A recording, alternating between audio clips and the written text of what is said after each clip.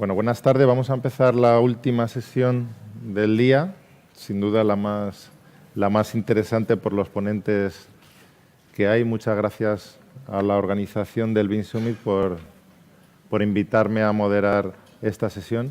Sin duda sería la que más me hubiese interesado como oyente, por tanto agradezco poder hacer las primeras preguntas. Viendo las anteriores e interesantísimas presentaciones que ha habido, está claro que ya estamos acostumbrados a que no existe un solo software mágico BIM que resuelve todos los problemas.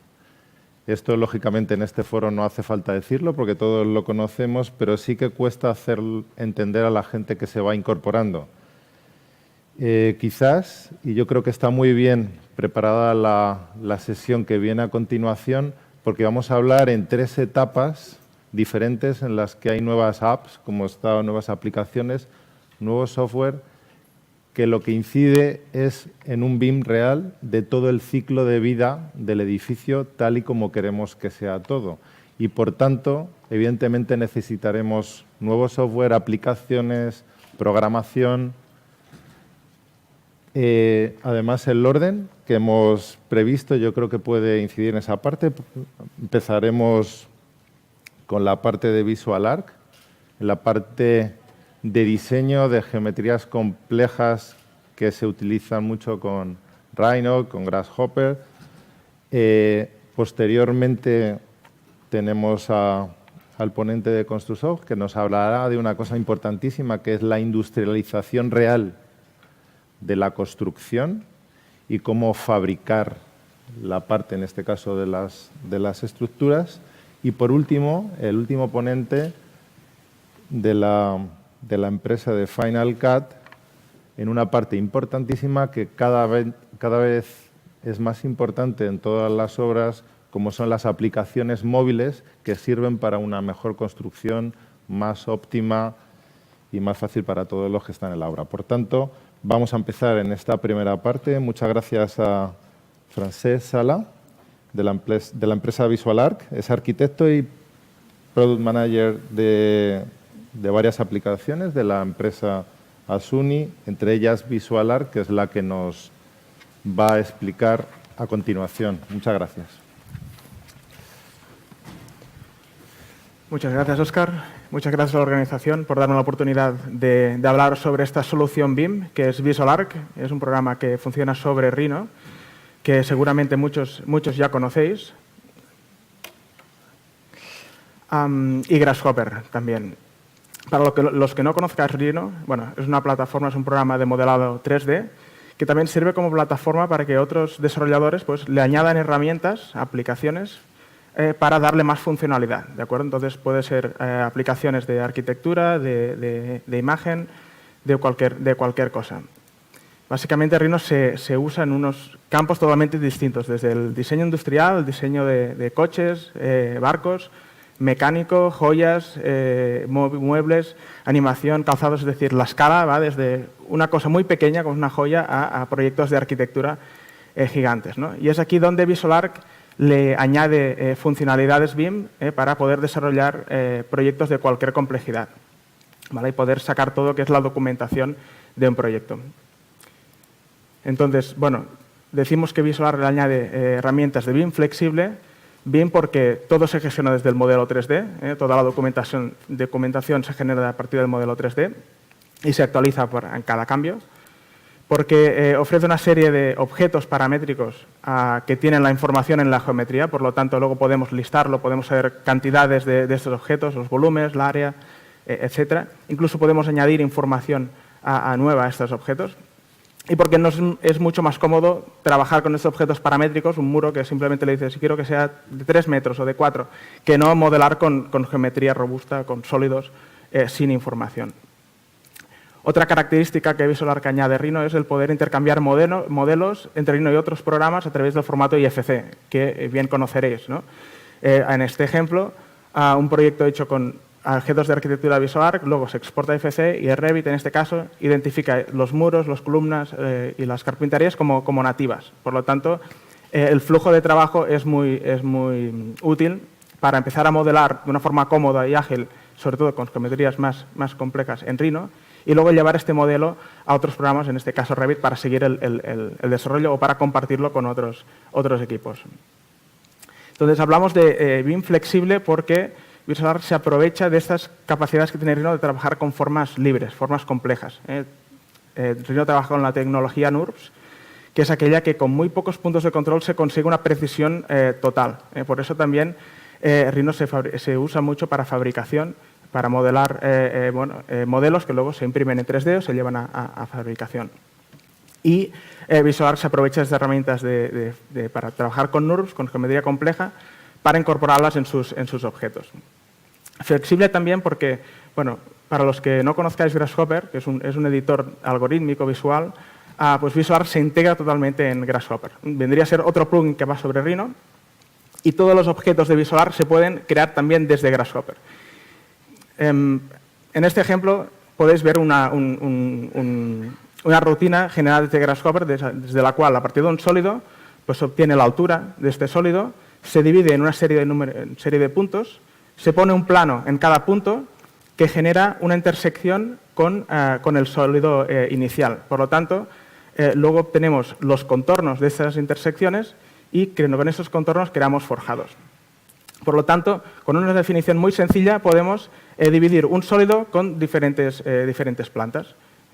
Y siempre, desde el primer momento, tenemos el control pues, de la distancia entre los sólidos, del grosor de los forjados, etcétera, etcétera. Y uno puede crear sus propias herramientas, sus propias rutinas de este tipo de geometría. Por lo tanto, el poder que te da Grasshopper para modelar cualquier cosa es enorme. Luego os enseñaré en vivo algún ejemplo para que también lo podáis ver. Otra función útil en términos de IFC, claro, en un proyecto hay objetos normales como muros y puertas, pero también podemos crear sólidos como el que veis aquí, ¿no? Que puede ser una forma más compleja. En cualquier momento uno puede asignar información a estos objetos, por ejemplo, decirle que esto sea un forjado. ¿Vale? Entonces, a través del etiquetador IFC, pues podemos decir que esto sea un forjado y cuando lo exportemos a IFC, esto se va a entender como un forjado. ¿De acuerdo?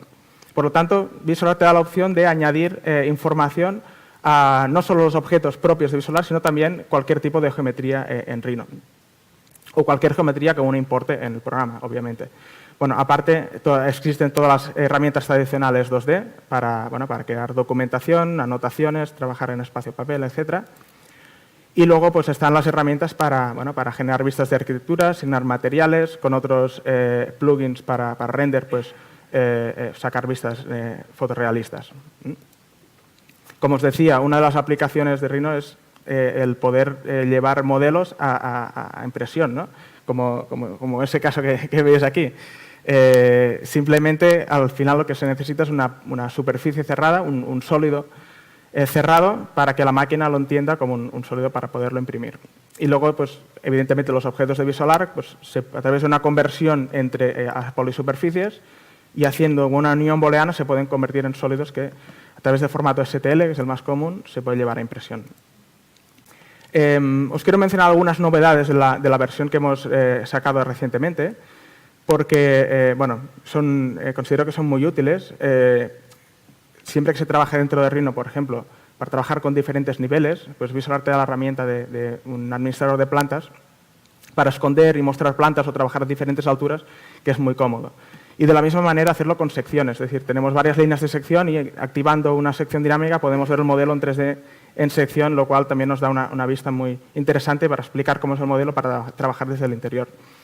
Luego, para poder sacar planos, pues desde el espacio papel hemos añadido la función de poder imprimir directamente modelos en salida vectorial, que Rhino solo te lo permite hacer en salida raster.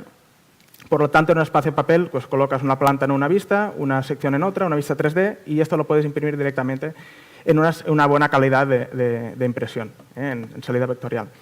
Y sobre todo quiero hacer énfasis en una característica nueva y que viene también relacionada con la integración con Grasshopper, que es la de poder crear estos objetos de arquitectura que tiene Visual Art, pues poderlos crear también desde Grasshopper. Por lo tanto, introducir toda esta flexibilidad, toda esta libertad de crear cualquier objeto a través de los diálogos de VisualArc para que sea más amigable y podamos tener toda la librería de objetos que uno desee.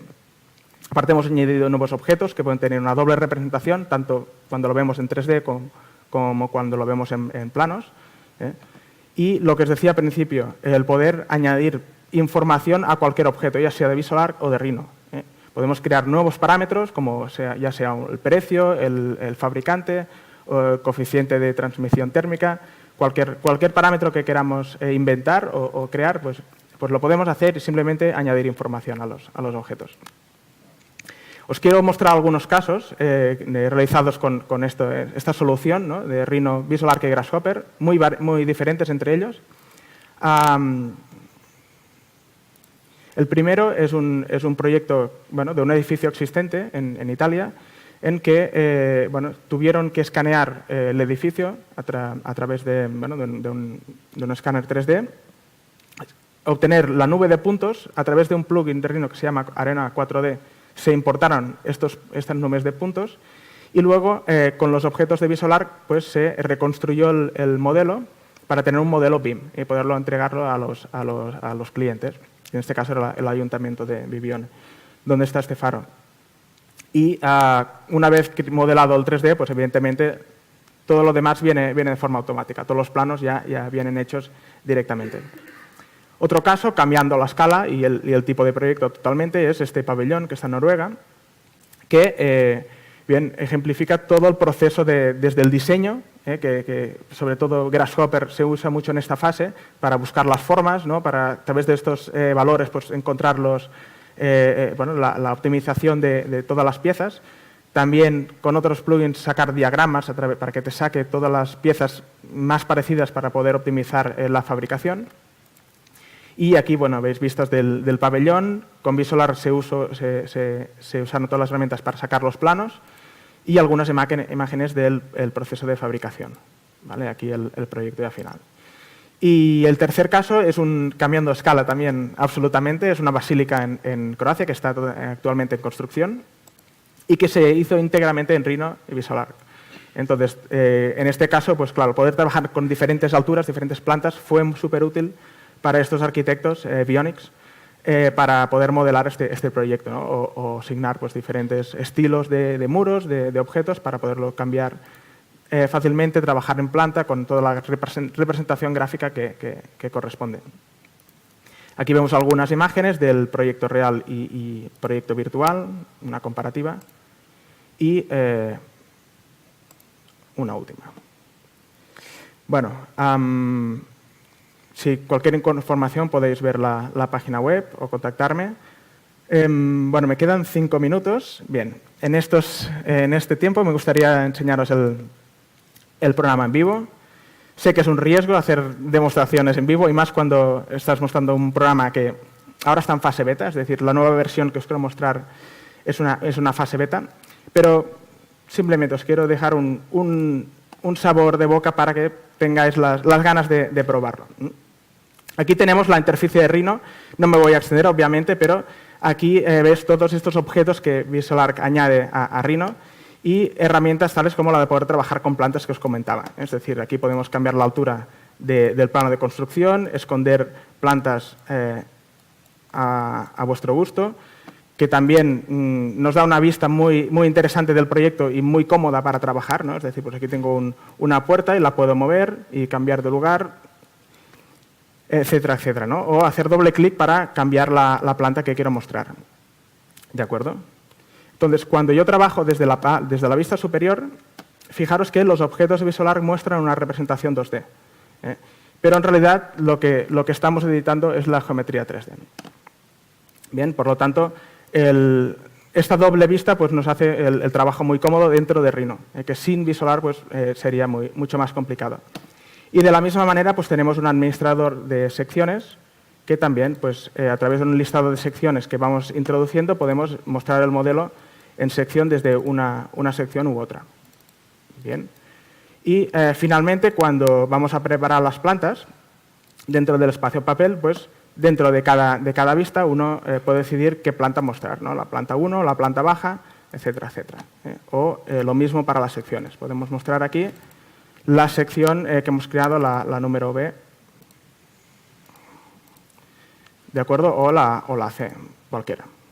No nos tenemos que preocupar más por estas vistas, simplemente trabajar en el modelo 3D y sabemos que esto va a reflejar lo que hay en el 3D.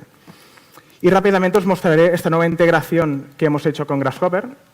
Por lo tanto, voy a abrir Grasshopper y os mostraré esta puerta de garaje, que es una puerta que de por sí VisualArt no la puedes crear. A ver, los objetos VisualArt tienen una opción que es la de asignar bloques 3D a los estilos de objetos, ¿vale? Esto te permite pues, tener un estilo con un bloque asociado. Pero claro, este bloque no es paramétrico, es un bloque estático. Bien, en este caso la puerta de garaje, hasta ahora, la única manera de tenerla es o bien crearla con Rhino o bien crear un bloque y así asociarla a un estilo. Lo que hemos hecho es que uno pueda crearla en Grasshopper. Esta es una puerta que tiene los siguientes parámetros, tiene como una amplada, ¿no? una altura, unos grosores, una abertura de estas hojas. Tenemos estos valores de entrada y de salida tenemos dos componentes geométricos. Por un lado las hojas y por el otro el marco. Bien, yo guardo esta definición y lo que vamos a hacer es crear un nuevo estilo de puerta. Bien, y veis que aquí hay la puerta convencional de VisualArt y la opción de crearlo desde estilo de Grasshopper. Bien, pues vamos a seleccionar este archivo que acabamos de guardar. Aquí veis ya la geometría que en realidad la genera Grasshopper desde atrás, aunque no lo veamos, y los componentes geométricos que había como cajitas en la definición. Aquí tenemos el listado de todos los parámetros que definen este objeto. Y entonces cada uno podemos decidir si son editables por estilo, por objeto o esconderlos, ¿no? Que sería el by definition. A veces ya hay valores que simplemente son de cálculo, por lo tanto no los queremos mostrar. También hay tipos de valor, para, en este caso la abertura, pues, que sea por porcentaje. Y finalmente, cuando ya tenemos este objeto como uno más dentro de la biblioteca de estilos del programa. Por lo tanto, vamos a escogerlo y ya lo podemos insertar aquí en el modelo. Y evidentemente podemos echar un vistazo a sus propiedades y vemos que las propiedades son las mismas que hemos definido por objeto. Por lo tanto, podemos ir modificando in situ el objeto. Esta integración, evidentemente, pues, nos da una flexibilidad total para que uno cree sus propios objetos paramétricos con cualquier tipo de libertad de diseño, evidentemente. Y me quedan 0 segundos, por lo tanto, les agradezco la atención y muchas gracias.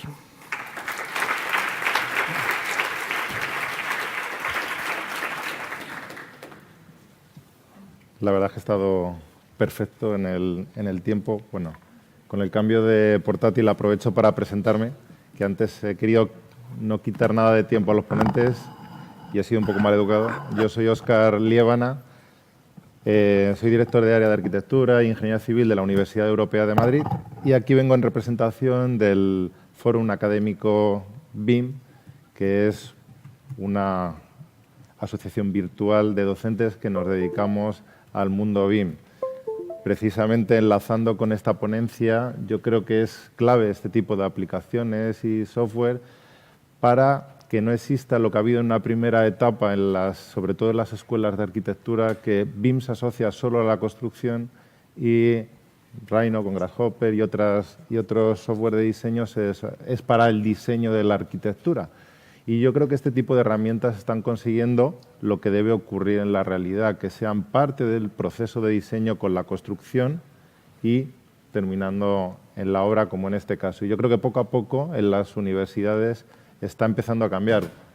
Evidentemente, para un estudiante es muchísimo más fácil utilizar programación, varios software, varias aplicaciones, plugins en el software. Por tanto, para ellos no es importante.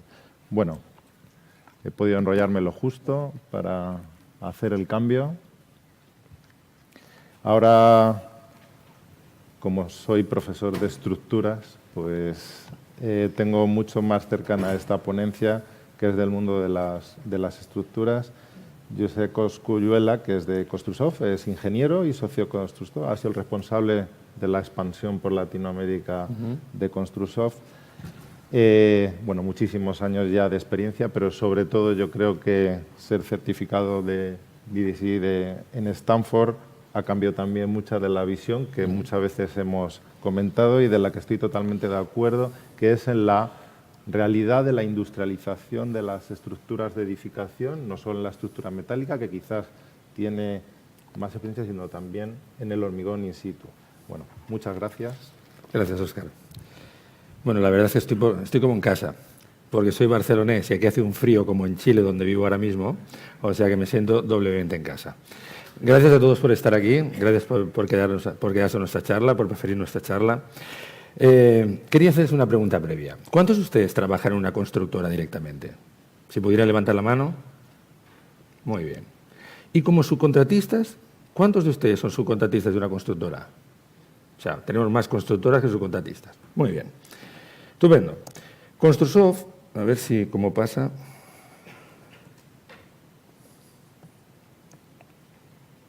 Vale. Construsoft, en el nombre no invertimos mucho tiempo. Construsoft, software para la construcción. El software es muy bueno, el equipo que hay detrás es 3 veces mejor y muchos de ustedes nos conocen por el Tecla. Tecla Estructuras, como bien comentaba Óscar, nosotros desde siempre nos han asociado en el mundo de la estructura. Entonces, verán que hemos dividido como 3 partes, solo para comentarles un poquito quiénes somos. Llevamos desde el año 95 trabajando en BIM, antes de que se llamara BIM, porque Tecla viene de Finlandia y allí a 20 bajo cero había que preconstruir, si no, ni siquiera fraguar hormigón. La parte de hacer el modelo sería Tecla, la parte de gestionar de modelo de estructura sería Tecla, la parte de hacer el 4D y 5D sería Vico, y después ahora recientemente hemos añadido también un software en nuestro portfolio que es para plantas industriales. Muy bien. Entonces, quizás lo mueva con este porque no me hace mucho caso. Miren, 5 preguntas, 6. Querría conversar con ustedes. ¿Ustedes creen que BIM y productividad van de la mano? ¿Es lo mismo? Si yo trabajo en BIM, ¿soy más productivo? Luego lo resolvemos. Luego veremos una obra muy sencilla. De hecho, llamarlo obra ya verán que es una total exageración. Después, la siguiente pregunta será, ¿quién debe realizar el modelo y, sobre todo, quién debe pagarlo? Yo en muchos años y en muchos países, nosotros tenemos oficina directa en Barcelona, Madrid, Santiago, Lima y Bogotá, hay muchos clientes que nos dicen, ya, pero esto no me lo pagan, esto lo tengo que hacer yo, ¿quién lo tiene que pagar? Y muchas veces a mí me sorprende que no llegamos a tratar quién debe pagar el modelo, quién se aprovecha del modelo. Luego les hablaré un poquito, Óscar lo comentaba, yo me certifiqué en Stanford de BDC y de hecho les digo que mañana viene Martin Fisher, que fue profesor mío allá, no se pierdan por nada del mundo esa presentación y es un poco cómo se trabaja en Virtual Design Construction. Después, ¿qué información tendrá la constructora cuando trabaja con este flujo de trabajo? Y luego algunas experiencias reales ya construidas que se han realizado en el continente americano de lo que les voy a explicar. Bueno, para que no me pille el toro, vamos a empezar. BIM y productividad. Les voy a explicar qué dijeron en el gobierno de Chile, hicieron un análisis y miraron por qué la construcción, ven que es una línea horizontal azul, no crece la productividad. Mientras que en los otros sectores el PIB sí que aumenta. Y era como raro, ¿por qué en la construcción no tenemos más productividad que hace 20 años y en otros sectores sí? Y después se compararon con Estados Unidos en 2 ocasiones. En 2007 tenía una productividad, si pensamos que Estados Unidos tiene 100 unidades, Chile salió con 55. Se volvieron a comparar cuando ya estaban adoptando tecnología BIM y CLAS, menos. Pasaron a tener 55 a 48, chasco grande. Y entonces pensaron, ¿por qué? Y concluyeron que hay que prefabricar y concluyeron que si está fragmentada la información no funciona bien. Es decir, yo les hago una reflexión. Si ustedes trabajan con la plataforma que sea, de la naturaleza que sea, el 3D más mágico que se puedan imaginar, pero acaban en un plano en papel, tendrán la misma productividad que hace 50 años. La misma. Posiblemente conseguirán proyectos mejores, pero con una productividad muy similar. Siempre que en un eslabón hay papel, tenemos la misma productividad que hace 50 años. De hecho, en Chile nosotros participamos en una mesa de trabajo del gobierno en la que se está hablando de que hay que pasar de la figura de la izquierda a la figura de la derecha. Muy bien, ahora Imagínense durante 5 segundos un proyecto bien complicado. ¿Sí? ¿Listos? Allá va. Es un mueble home center como si fuera IKEA. Yo lo monté con mi suegra. Yo con mi suegra me iba muy bien, no era un trabajo de riesgo. Pero fíjense que para montar esto, que no me dieron el premio Nobel después de acabar, me hacía falta un despiece e instrucciones de montaje. Si me hubieran faltado tornillos, hubiera empezado la discusión. Si no hubiera tenido instrucciones de montaje, quizá no hubiera quedado bien. Si en un mueble tan pequeñito me hace falta tener todo el listado detallado y me hace falta la instrucción de montaje, ¿no me hará falta para hacer un hospital? ¿No me hará falta para hacer un aeropuerto? ¿No me hará falta para cualquier construcción? La respuesta es sí. ¿Y lo tenemos? La respuesta es no. Permítame que les haga eso. Entonces, habitualmente estamos llegando a un modelo de compatibilización, lo que llaman el LOD 300, que tenemos un Class Check Detection, está muy bien, saber si va a chocar o no, está perfecto, pero eso sería como si la cómoda solo tuviéramos el 3D y habíamos quedado que no era suficiente. Necesitábamos los tornillos, necesitábamos las instrucciones de montaje. Nosotros creemos que ese BIM tradicional está muy bien, no hay que demonizarlo y las plataformas que lo hacen muy bien, pero hay que ir más allá. Hay que llegar a un modelo construible. Un modelo con un nivel de detalle para algunas especialidades que lleguemos a 400, 450 y en el que esté toda la información para que del modelo vaya a la máquina. Y ahí ya cambiaremos la productividad que teníamos versus el papel. A mí me gustaría que algún día la I de BIM fuera la I, además de información, de industrialización. Entonces, ese es el flujo de trabajo. Mañana les explicarán en Stanford flujos de trabajo parecidos, pero cuando hablamos de un nivel 300, compatibilizamos. Eso es lo que estamos haciendo, que es lo que muchos llaman el BIM tradicional. Nosotros creemos, como les decía antes, que tenemos que llegar a esta parte, en el que el subcontratista esté trabajando en un nivel de detalle que le permite fabricar automáticamente y que me traiga la pieza fabricada con un código de barras para montarla en el sitio que sea necesario. Y entonces seremos mucho más productivos. De hecho, poder tener del industrial del acero todas las piezas cortadas a la medida, los embebidos, todo el tema de instalaciones, de MEP, todo el tema del acero de refuerzo, todos los anclajes, los encofrados.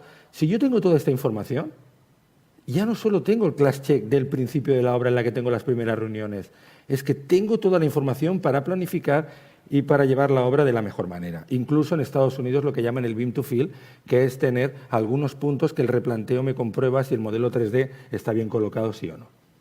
Entonces, esto es a donde nosotros creemos que hay que llegar, no solo en estructura. Yo les hablo de la estructura porque nuestros softwares durante muchos años han tratado la estructura, pero para cualquier especialidad, para MEP debiera ser igual, para cualquier especialidad. Tenemos que llegar a un modelo construible. Ojalá industrializable y construible. Fíjense que desde el modelo, a ver si...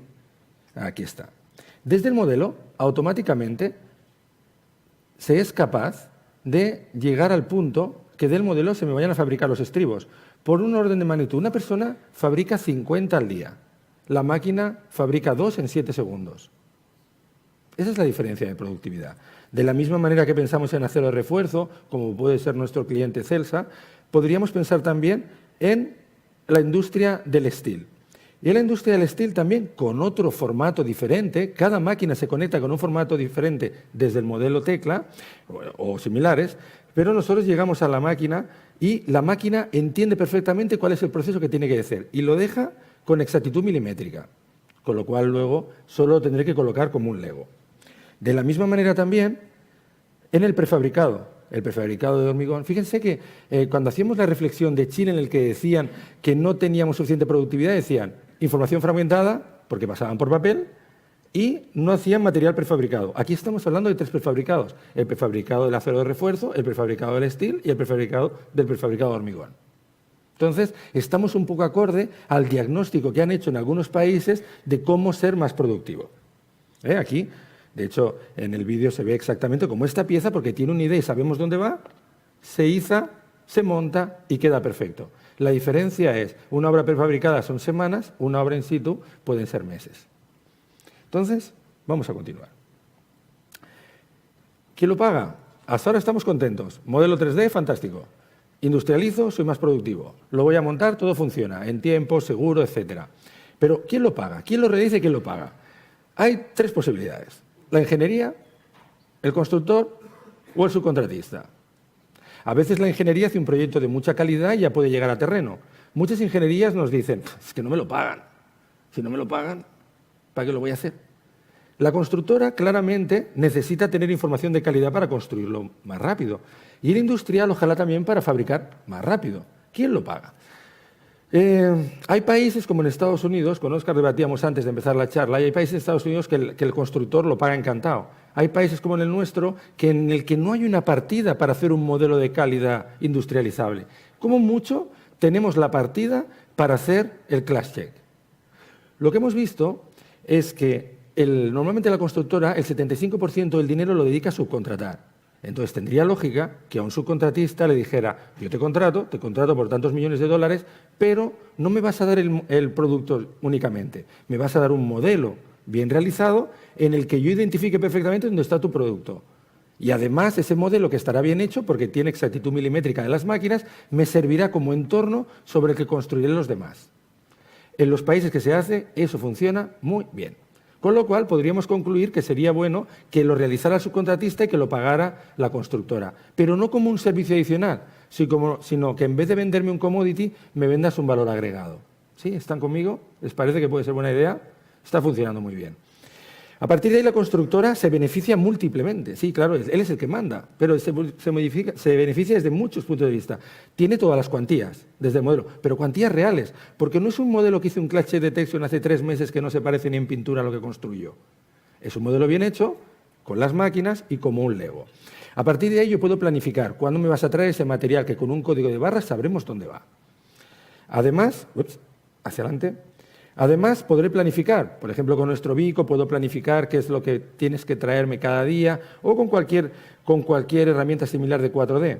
Puedo planificar cuándo me vas a traer los camiones de hormigón, con lo cual podré saber dónde voy a poner el acero de refuerzo. Es decir, pensemos en una logística mucho más just in time. El encofrado es una nebulosa. Me quedan como 30 slides y me quedan 3 minutos, o sea que toca correr. Pero en realidad pensemos que el modelo... En el encofrado también, si yo sé dónde va cada uno, ni lo pierdo, ni lo rompo, lo coloco donde va. Entonces, igual en el acero de refuerzo, igual en el constructivo. Entonces, la idea es que todo me llegue bien dimensionado, con su etiqueta, y yo haga un Lego. En el hormigonado, simplemente piensen que lo vamos a pasar muy telegráficamente. Aquí está. Es simplemente que yo puedo determinar qué es lo que voy a hormigonar cada día y qué necesito. En los encofrados, de la misma manera. Fíjense en este encofrado, en vez de tener papeles donde no sé dónde va cada parte, lo rompo, lo modifico, no sé dónde va, en lugar de decir, este va aquí y tenerlo bien controlado. ¿Cuánto dinero es eso? Una barbaridad. Por ejemplo, como podría ser un cliente nuestro como Celsa, este sería el flujo productivo que tendría desde el modelado hasta pasarlo por la máquina hasta servirnos, just in time, el material que le hemos pedido, el día que le hemos pedido, con la calidad que lo hemos pedido.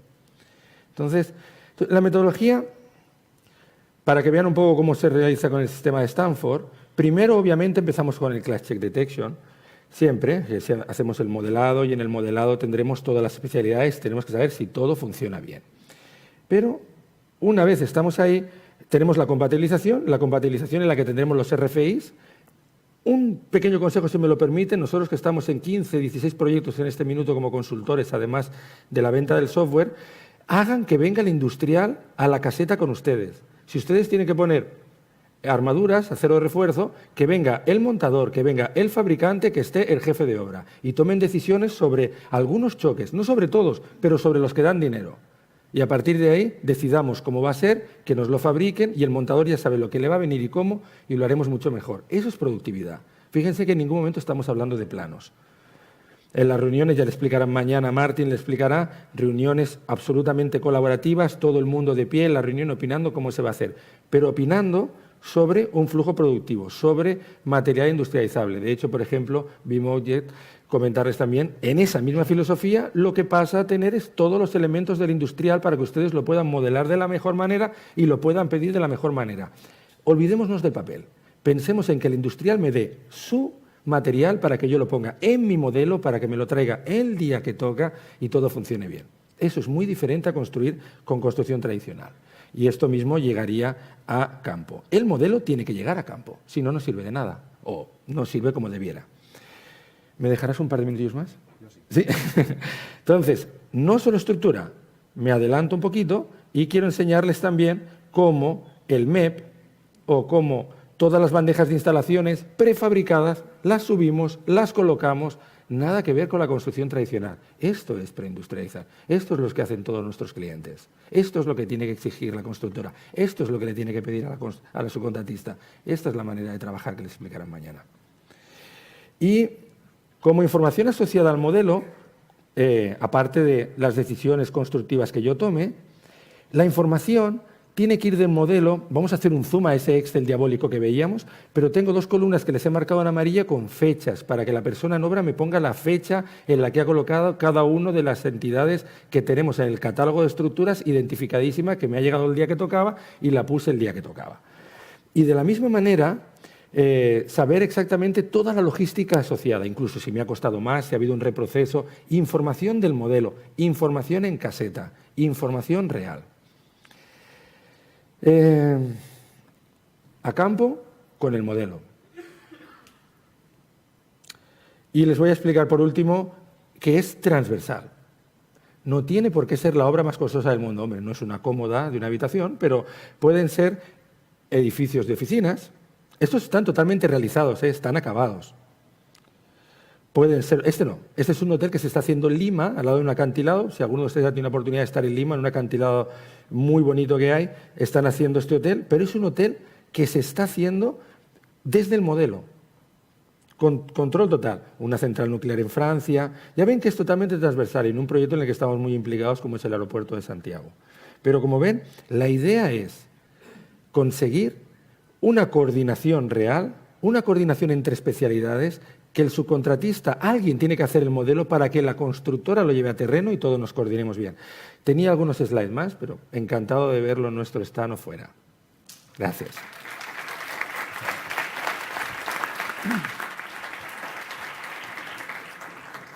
Muchas gracias, Josep. Y por último, para cerrar este círculo y aprovechando que ha salido la productividad, evidentemente toda la industrialización va a ser clave en la siguiente ponencia que viene ahora, porque los operarios que estarán en esas obras son los que van a necesitar los dispositivos móviles con las aplicaciones que puedan aprovechar estos modelos, estos despieces y estas planificaciones. Por tanto, presento a Aurélien Blaja, de Marketing Director de Final Cut, que nos va a hablar sobre todo de dispositivos móviles. Muchas gracias. Thank you, Oscar. Hello, everyone. Thank you very much for having us to speak here. Bien, muchas gracias y muchas gracias especialmente a Ignasi por permitirnos estar aquí en esta última sesión del día y prometo ser breve.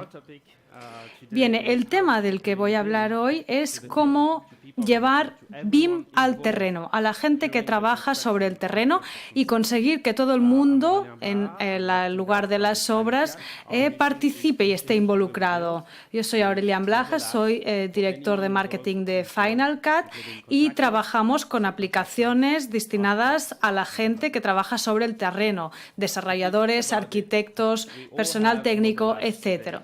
Si lo pensamos bien, hoy en día todos en nuestro bolsillo tenemos aplicaciones en los smartphones o las tablets, utilizamos aplicaciones como Uber, Google Maps, cualquiera. Y el éxito de estas aplicaciones es masivo. ¿Por qué? Pues porque gozan de una adopción o uso masivo. ¿Por qué las utiliza tanta gente? Pues porque están muy bien diseñadas, son fáciles de utilizar. Y simplemente, por ejemplo, en este caso, con Google Maps, introduces la dirección y te dice cuánto tiempo vas a tardar hasta allí. Pues imaginad si eso fuera posible, lo mismo con el BIM, introducir un proyecto y que te diga cuál es la fecha de entrega de este proyecto en BIM. El problema de las aplicaciones profesionales es que no gozan de un diseño tan bueno ni son tan fáciles de utilizar para los usuarios. ¿No deberíamos tener estas aplicaciones tan fantásticas también en nuestro trabajo? Pues bien, La pregunta sería cómo podemos llevar el BIM sobre el terreno para que esté al alcance de todos. No queremos esta segregación digital en la que arquitectos e ingenieros utilizan BIM en la oficina para el diseño y luego, por otra parte, aquellos sobre el terreno que realmente construyen la infraestructura no lo utilizan. ¿Por qué deberíamos dejarles fuera de este flujo de información digital? BIM ciertamente es complejo y llevarlo sobre el terreno no es tarea fácil.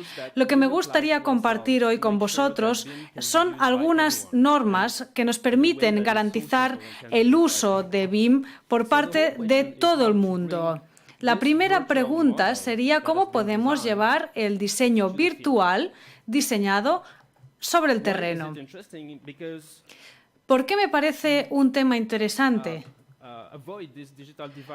Para crear esta segregación digital entre las distintas fases de la construcción, como decía, podemos tener un fantástico modelo BIM en la fase de diseño,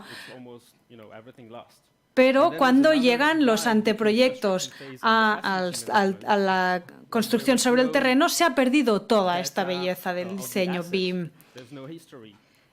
Y además no se tiene ningún tipo de registro, ni historial, ni nada.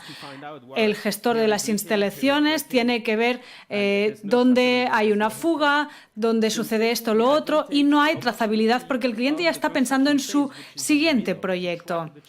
Yo creo que debemos centrarnos en la fase intermedia para hacer un seguimiento de los cambios y buscar cierta coherencia entre ese gemelo digital en todas las etapas. La norma número 1 sería centrémonos en el trabajo. Hay aplicaciones de BIM en el mercado para tablets o teléfonos inteligentes, pero no incumben a todo el proyecto. Están muy bien para arquitectos porque saben cómo jugar con estas aplicaciones, pero para el personal sobre el terreno esto es muy complicado. Para ello, hemos hecho un prefiltrado y una preselección de aquellos elementos que pueden interesar a cada agente o grupo de interés. Supongamos que tenemos que hacer un control de calidad de estas columnas. Digamos, vamos a seleccionar cada una de las columnas para saber si realmente satisfacen este control. ¿Cumplen? ¿Se atienen a las medidas previstas? Para ello, hemos desarrollado unos plugins en Revit que nos permiten crear los procesos de control de calidad y monitorización y seguimiento que nos permiten trasladar esta información también en informes y resultados. La norma número 2 es utilizar metáforas. La gente que utiliza o sigue utilizando anteproyectos en papel y la forma más tradicional de marcar las distintas fases es por colores, ¿cierto? Rojo para lo que no está, verde para lo que está completado. Pues nosotros hacemos lo mismo aquí, aplicamos la misma metáfora, tal y como figura en el anteproyecto. Lo hemos volcado directamente en el modelo BIM y nos permite generar los mismos informes de resultados. Además, el gestor BIM puede hacer un seguimiento en tiempo real sobre el modelo as-built, es decir, construido. En tercer lugar, la tercera norma. Allá donde podamos facilitar las cosas, llevarlas a la simplicidad extrema. Para ello hemos utilizado códigos QR porque en muchos edificios, sobre todo viviendas o en este caso que es un hospital, en todas las habitaciones, por ejemplo en los hospitales las habitaciones son muy similares unas con otras. Así que para saber dónde se encuentra uno, simplemente fotografiar o escanear el código QR y allí ya hay asociado pues el modelo correspondiente o el proyecto correspondiente. Otra aplicación sería que cuando se sacan fotografías con el móvil o la tablet, tenemos un algoritmo de aprendizaje profundo que reconoce a las personas y también, o sea, esto es lo mismo pero con objetos. Además, podemos asociar las medidas de corrección más frecuentes para un objeto correcto. Por ejemplo, en este caso, pues sustituir la pieza, cambiarla, revisarla, etc. También cabe la posibilidad de incluir sugerencias y ver cuál ha sido el cambio realizado. Y por último, en lugar de tener los defectos del anteproyecto, hemos desarrollado una tecnología de Google Tangle y Flux.io y hemos creado una aplicación que nos permite ver directamente en realidad aumentada y marcar los defectos que vemos en la app directamente. Por lo tanto, no es necesario saber cómo leer un plano o un modelo BIM. Yo creo que es una forma muy sencilla y no veo cómo se podría simplificar más que esto. Y además, toda esta información se vuelca de nuevo al modelo BIM. O sea, nos aseguramos de que sea lo más fácil posible. Bien, en teoría, el BIM es una cuestión de diseño, de construcción y de gestión de instalaciones, pero lo cierto es que hoy en día el BIM se queda atascado en el diseño y no avanza en la fase de construcción. Sin embargo, esto está cambiando. Hicimos un estudio en entre marzo de 2016 y marzo de 2017 y hemos constatado un cierto cambio. Hemos visto que cada vez hay más constructores que emplean el BIM parcialmente en la fase de construcción y no vemos que haya un descenso. Pues bien, el cambio está produciéndose ahora y la pregunta es si vosotros estáis preparados para poneros las botas con el BIM. Ya utilizamos Final Cut para construir. Muchas gracias.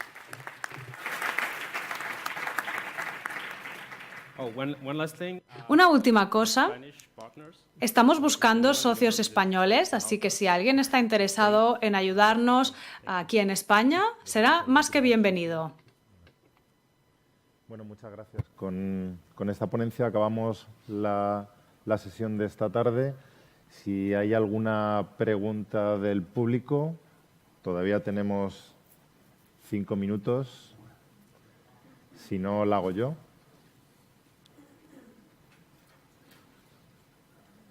Bueno, solo una pregunta general para los tres.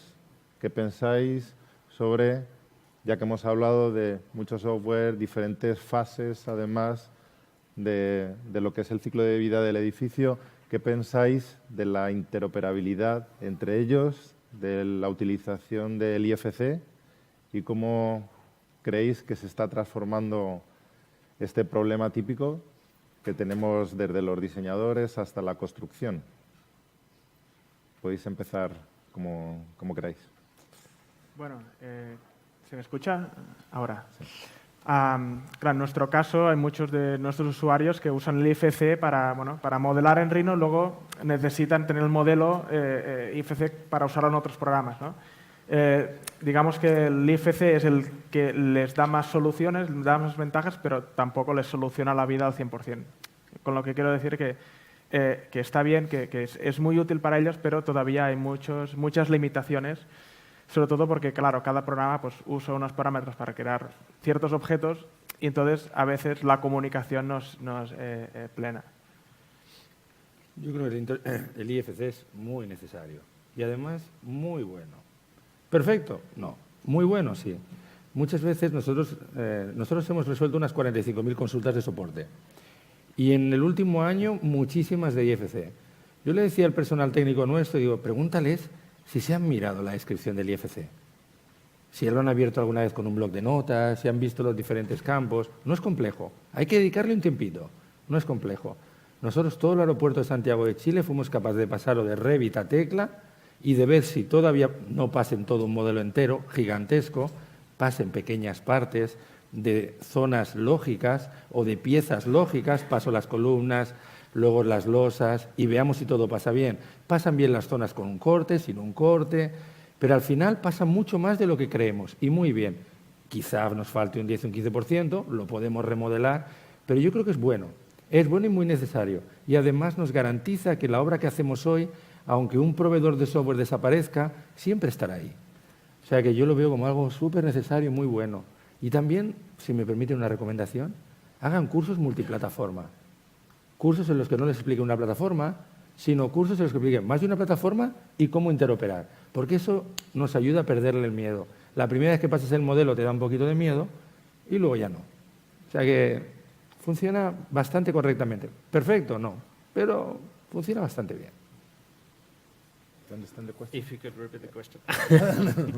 About interoperability, IFC, La interoperabilidad, el IFC mobile apps. en las aplicaciones móviles. Sí, he hablado de Revit porque somos una empresa pequeña y no hemos tenido la oportunidad de trabajar con otras cosas y Revit es el 80% o cubre el 80% de nuestro trabajo. Utilizamos el IFC y el nivel de detalle que conseguimos al final, pues quizás es un poco más bajo, pero por supuesto podemos utilizar IFC. Y para la vuelta al modelo utilizamos el BSF. La metáfora que utilizamos con esto serían como los post-its, porque nos parece muy útil para ver o para recopilar esta información que obtenemos sobre el terreno, como imágenes, comentarios, y llevar toda esta información a la oficina para que el gestor BIM tenga la oportunidad de realizar los cambios pertinentes en el modelo. Muchas gracias. No sé si alguien más quiere aportar algo sobre IFC. No ha sido la Building Smart la que ha dicho que hablemos del tema, pero yo creo que cada vez cobra más importancia el IFC en esta utilización de software y aplicaciones. Bueno, muchísimas gracias a todos y hasta mañana.